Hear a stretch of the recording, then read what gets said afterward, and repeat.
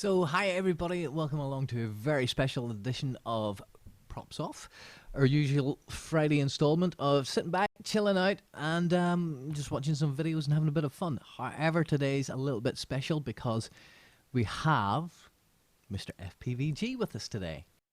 Hello. Yeah, it's doing good, not too bad at all. G, Yeah. thanks so much for coming on and having a little chat with us. I do feel like we sort of pressurized you a little bit with you coming on from the streams one evening and we said, "Oh, will you come on for an interview?" Sorry if you're a little bit pressurized. No, not at all, not at all. I was very excited to do it, to be honest. So yeah. Well, listen, thank you so much. We do appreciate it. So let's go back. Do you remember what we were doing on the 25th of December Yes. 2019? Yeah. Very specifically, I took my first ever flight, FPV flight, and yeah, that was my first ever flight. Yeah. Really? Because, like, I was watching that video and you're out there, you're over concrete, you're in a car park, there's plenty of obstacles and chances to break the quad. And I thought, he's flown before. No. Yeah, I went straight to a 5-inch success, first ever flight. Didn't try any tidy work or anything like that. Just went straight into it. Yeah, first flights can be quite the thing. I can remember my first flight. I went out to a little local field that's not too far away from me. Look, I done it in a big field, nice and safe. If it was going to crash, I was going to hit grass. I was going to be pretty much okay. Um, but yeah, certainly the thrill of that first flight and the speed that these things can take off with is amazing. Yeah, I mean, I was shaking after, but mind you, it wasn't a, it wasn't a calm experience. I think, like anyone's first flight, I think I was very much shaking, and I wasn't, it's always a surprise your first flight. You're not quite prepared for how fast it goes in the air, how loud it sounds, etc., etc. It's all sort of, So yeah, that initial whee as it goes off into the air at ridiculous speeds can be quite the moment whenever you first fly. Yeah, shaky leg syndrome. yeah, yeah, exactly that. Yeah, yeah. So, what inspired you? How did you get into this then? And going straight into FPV. No, nothing at all. I mean, funnily enough, the first FPV video I saw was it was I was sailing around Croatia, so I was on a little island hopping trip with a few people, and then I had a little DJI drone that I was using to take a few clips every now and then, and in the evenings you have quite a lot of solitary time while you're sailing, so then I was just browsing through and I saw a mountain dive video, and I can't recall who exactly it was, and sort of my mind was blown. It was almost like this is a drone, you can do this, and then sort of yeah, then every night after, I was going down the rabbit hole of looking at more videos and be like, oh wait, you can do this. Oh, people are doing freestyle. Oh, they're doing this. And that. So it's just sort of a massive rabbit hole. And I came back, Yeah, I research. can Yeah, remember it was ages ago. I remember seeing. I think it was Gabe FPV. Was it Gabe? I can't remember, but he was doing this mountain surfing and just heading across it. It was yeah, amazing to watch. And yeah. just whenever you sort of see those dives and people hitting gaps and stuff, you just go, "Wow!" It's a whole other level from the old photography drone stuff. That's for sure.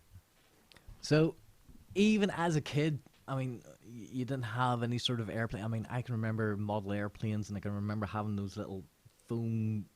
You're probably too young to remember these. A little foam thing with a prop on the end of it, a little airplane you could fly about the house. I used to love all those, and I think that's probably got me into flying. But you've done none of those yet. Nothing with None of a that at all. pet or anything No, like that no, now. nothing flight related at all, except for like I said, the DJI little DJI drone I had for a little while. But yeah, other than that, nothing when I was younger. So, do you remember your first setup? What you were flying? I mean, I think it actually says in the video, but for those people who maybe haven't gone back that far and seen your first video, what were you flying? What was your first setup? Yeah, so I think for that first one was an iFlight frame actually. I was trying. Hmm. So my aim was when I started was to go cheap and cheerful. I wasn't going to go fully into it and try and figure out spend a load and decide I didn't like it. So I went an iFlight frame, iFlight Motors, iFlight Stack, and then a Cadex Hotel Camera, and then went straight to Success. So it was very cheap and cheerful just to get started. And then realised, yeah, I need to step up a bit with the game and try and make it a bit more doable. Yeah, I think it's the Sedora, but you went 6S, right? I've done the same with going 6S. Yeah, so Success, yeah, straight away. Yeah, I thought, well, I'll go in the future anyway. Why waste money on batteries? Get it down. Yeah, I remember at the start I was sort of building up everything that I needed for the hobby, and I was sort of buying soldering irons and chargers and stuff. And I bought a 4S charger because I figured, oh, I'll go 4S. I'm a beginner at this, and I'll have that. And then a few months later, I'm sitting there buying a 6S quad and a few batteries, and got everything in, and realized I couldn't charge the batteries because I didn't have a 6S charger. Yeah. So some of the questions that came in from the guys at NIFPV and of course the props off Discord. Sir Royson asks, how much do you spend a month on the hobby? As we all know, this can get quite expensive from time to time, depending how you fly and what you crash. Oh, good question. Um, I'm in a very lucky situation where now I almost have everything sort of supported by the company itself, so it's not much of it. So, but initially, when I was first flying, I mean, at least at least I would say 100, £200 a month on it.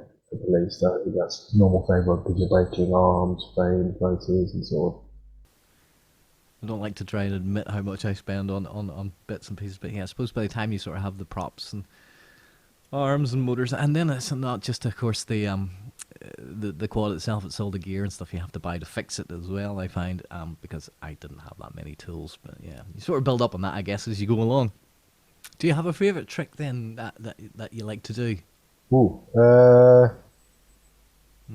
I don't have a favourite one. I don't think I do. I think I'm sort of known for my Rubik's cubes in somewhat because I do them in every video for some reason. It's just something that I bust out. And I don't even think about it. It just sort of happens in there. But I don't have a favourite. I'm trying to think. Yeah, sorry. Go ahead. So is there a trick that you struggled trying to get? Like, I mean, the hardest trick that you had to sort of try and get nailed in? Um, yeah, there is one that gave me a lot of trouble, and it is a variation on the Rubik's cube, where you stay low to the ground the whole time. And I've done it a few times, and I sometimes forget to do it, but it's a very fun trick to do because you're sort of very close hovering to the ground as you're going backwards. And Yeah, I think it's that thing of when you're flying along and you're doing that inverted low to the ground, and you've got to give it that little blip.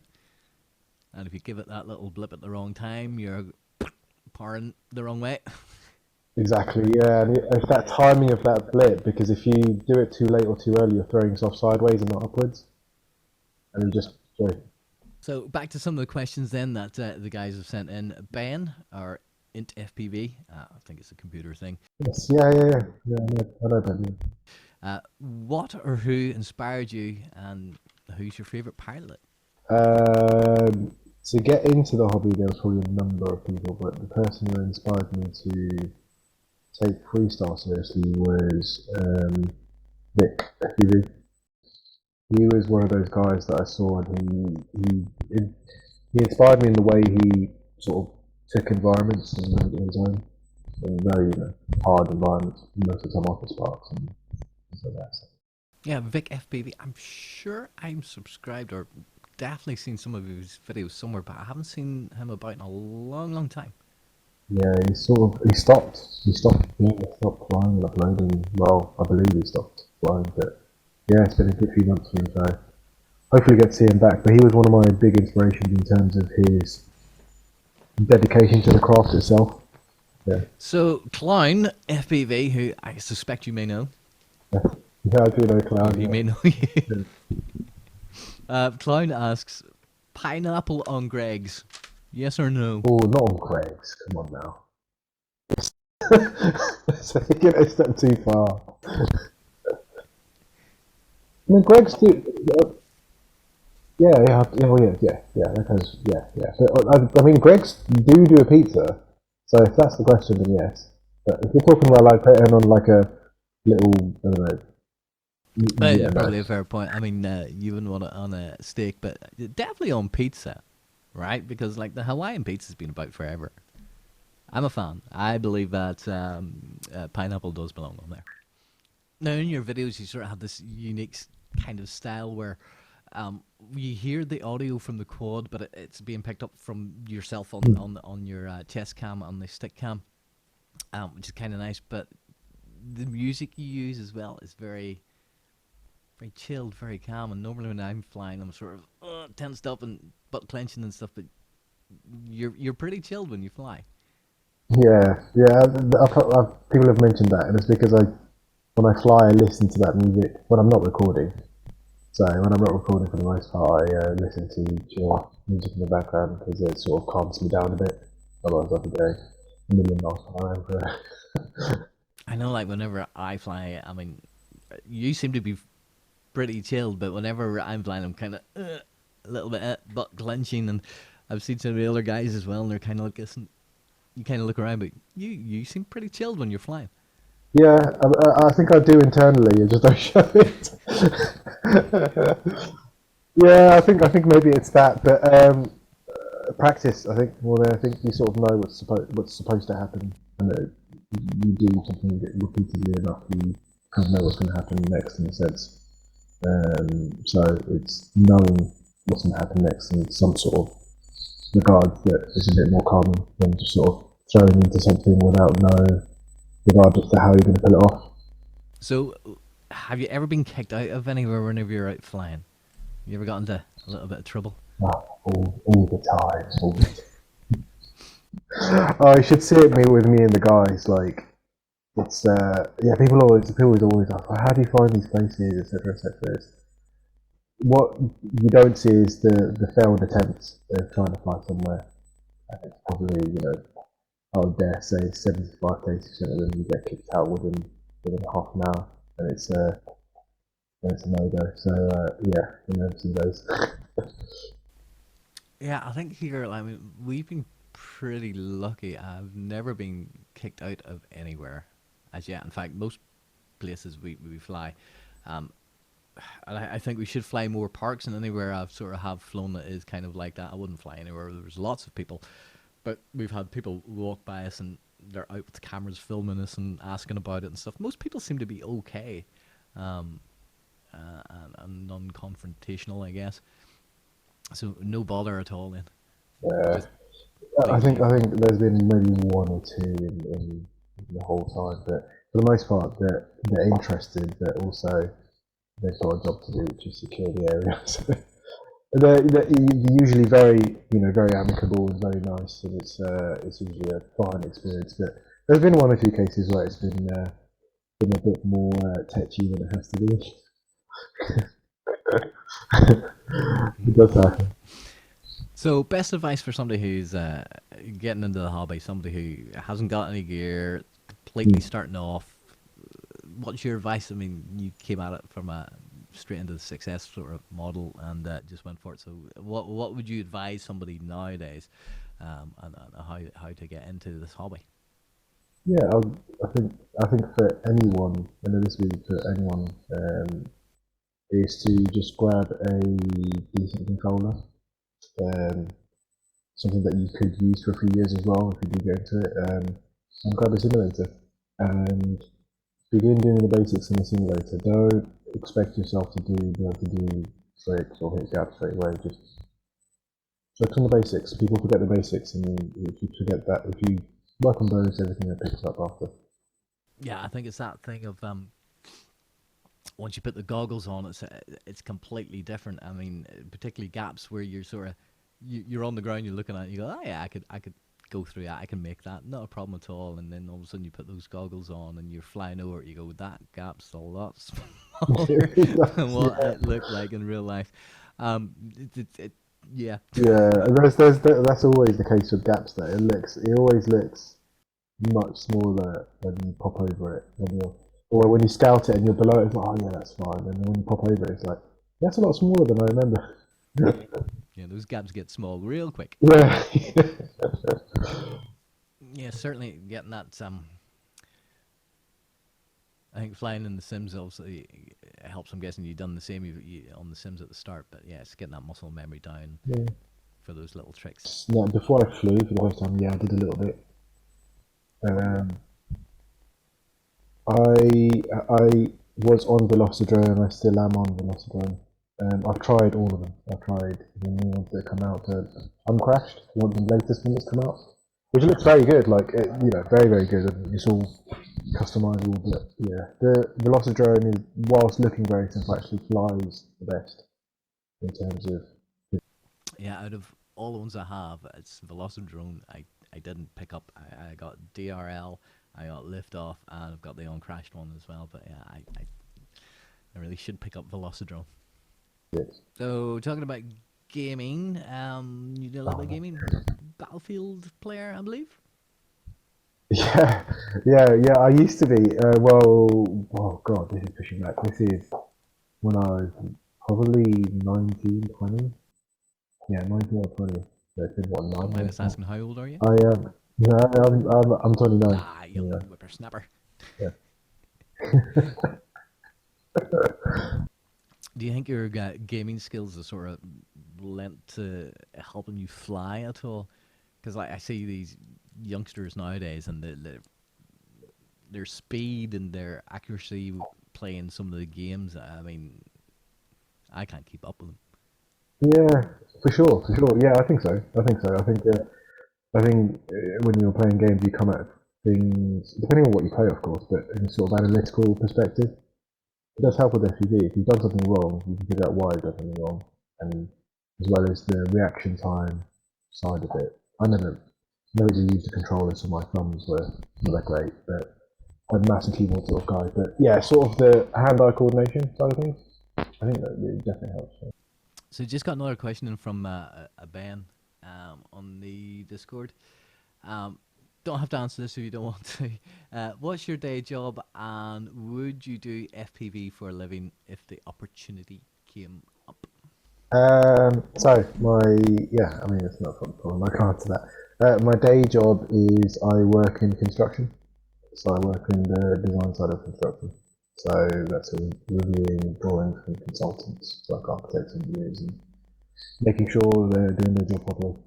And essentially, what I do is I look at people's drawings all day and make sure it's all okay. Um, would I quit? Sorry, would I quit my day job for FPV? No, I wouldn't. The reason I say this is because once something, I feel like any hobby, once it becomes a job, it's not a hobby anymore. It's sort of yeah. Hence why I've sort of not gone into the commercial pilot side of things too hard because it's when if I did too much of that, I'd probably lose the enjoyment of. You haven't done too much in the commercial side. However, there was a little video that popped up on Instagram of you and Jesse, isn't it, from Little Mix? Um, little music shot. Yes, yeah, that was last year. That was a very that was I believe it was their producer reached out to me once, like a few months ago, and I said no. It was the same reason I didn't want to do it for the purpose of doing the job. It was and then I think it was a few weeks later, they reached out to me again. It was like, you really don't want to miss this one, like, and I was like, oh, okay, must be something big. So then I said, yeah, okay, well, let's have a chat, and we started talking. So yeah, and they told me who it was and who's involved. I was like, yeah, I can't do this. No way. Also on Instagram, I've seen little FPV G stickers. Oh yeah. I mean, can we get our hands on those? Are we going to get more merch Yeah, from for you? sure. I can get them out to people. Yeah, I mean the reason I got them was actually a funny story. It's I got them to stick in spots that people that, like sort of no one's ever gone to before, like around the UK. So I'd often be at spots that no one's flown before. So I'd leave a little sort of stamp, as in if there was like a dive gap in that spot, I'd leave my little sticker at that dive gap at the bottom of it, something like that. So yeah, it's sort of like leaving a mark. And quite often people have actually then found the spot maybe like a month or two later, take a picture. It's like, oh, I found you finally. It's like, and it's quite a cool thing that I've been doing. Like leaving your mark there. A little treasure hunt for people as well. Yeah, exactly. Yeah, yeah, I mean, yeah, will we see more maybe t-shirts or hoodies or anything like that? Because I mean, here if you're trying to get merch, and I love to sort of support the hobby, and I like to have merch stuff about me. But here you can't really get it unless you're paying big shipping and stuff to get the stuff across here. And I think some more of the pilots here really should be yeah. bringing out some merch. I know I would buy it. I think it would be good. Have you ever thought about it? Would you do it? Maybe a Yeah. wee hoodie or a T-shirt or something like that there that people could maybe pick up. I've definitely thought about it. It's not out of the question at all. It's just a matter of when would I do it and sort of what type of branding do I want on it and things like that. I think a lot goes into it, so it's very. I think I find it very admirable when people do it because a lot of work goes into it. So Well, I think your logo's already there. I mean, your branded finger in the air. I mean, it looks fantastic. I mean, you could certainly use that. I mean, how did that was that planned? How did that come about? no, that wasn't planned at all. So that is an old photo. So I mentioned earlier that I was in Croatia sailing when I first saw. So sailing can be quite tough on you, as in it can really weigh you down a bit. And I had a massive blister on my finger from pulling ropes all day, and had a plaster on it. And my colleague at the time was like, "Oh, gee, take a picture," and I was just not in the mood, so I just put this middle finger with the plaster on it, like, and that was the photo. And it just turned out to be such a good sort of natural photo in the sense. I was like, yeah, I'll keep that. Yeah, it works. Yeah, I think that it's a great picture. And it'll make a great logo. I mean, you could have that there or on the sleeve of the arm, a Yeah, little FPV G underneath it. I think, yeah, people will buy it. yeah. But, now you've inspired me. It could be coming soon. And make it Yeah, happen. yeah. You'll be the first one to have one. I'll hold you to that. Yeah, of course. I won't forget. So we've talked about who's maybe inspired you and stuff, but do you have somebody you watch now, a favorite pilot now? Ooh. Um, yeah, I think right now. It'll be High Flight FPV. He's a he's a Hawaiian pilot, that was part of the OG sort of crew back in sort of 2016, 17. Then he disappeared for 3 years and recently came back, and it's like he hasn't missed a beat. So any of his latest videos, have a look at them. You'll be mind blown. If you go back to his older ones, you'll be mind blown. High flight. Yeah, Hiflite. Never seen him. I will look him up. Jay, listen, thank you so much for coming along, and salute you, sir. And hopefully we'll see you again soon. Oh, thank you very much. Bye bye.